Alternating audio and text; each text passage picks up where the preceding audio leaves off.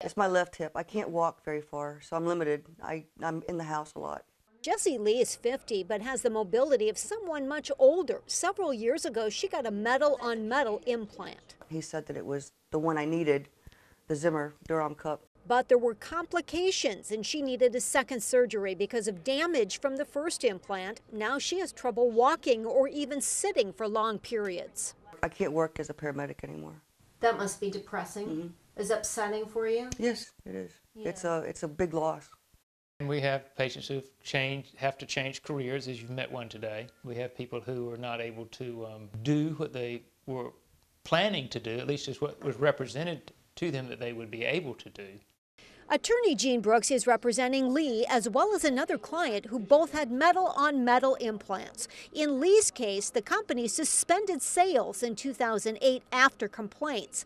Brooks's other client had a DePuy ASR that was recalled last March. Brooks estimates up to 100,000 ASRs were used in the U.S. since 2005. They started having reports of significant number of failures, like 1 in 8. DePuy's website about the recall confirms the 1 in 8 figure, yet Brooks claims that ultimately problems may be far worse.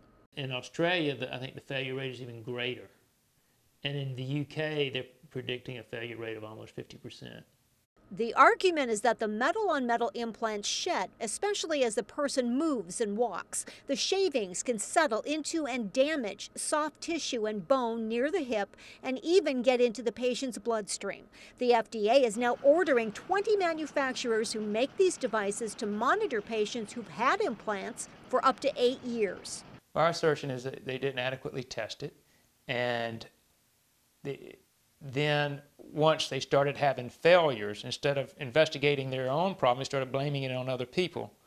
DePuy is offering to cover reasonable costs of treatment associated with the recall of ASR, including revision surgery if it is necessary. Still, lawsuits from firms around the country are springing up. I mean, lawyers are here to catch the wounded.